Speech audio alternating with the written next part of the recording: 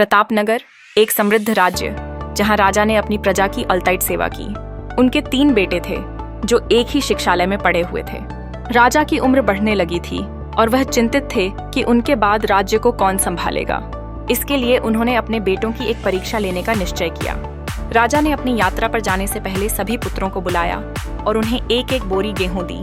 उन्होंने कहा कि इस गेहूं का ध्यान रखना है और उन्हें यात्रा से लौटने पर यह वापस लौटाना है।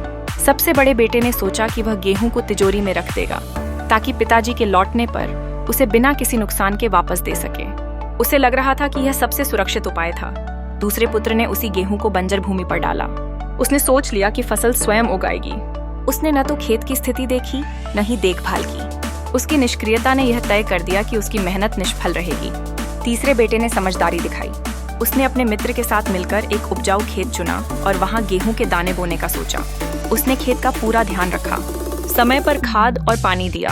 1 साल बाद जब पहली फसल आई तो उसने एक बार फिर से बोया और अच्छी उपज प्राप्त की। यहाँ तक कि फसल देखकर राजा की वापसी का समय भी आ गया।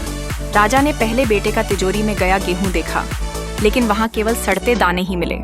राजा ने उसे असामर्थ्य के लिए फटकारा। दूसरे बेटे की स्थिति और भी खराब थी। उसके गेहूं की कोई पहचान नहीं थी। राजा बहुत नाराज हुए और उसे भी छोड़ दिया।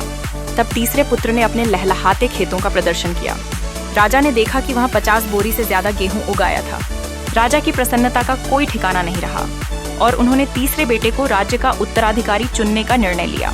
इस कहानी से हमें शिक्षा मिलती है कि मेहनत और समझदारी के साथ किए गए कार्य हमेशा फल देते हैं।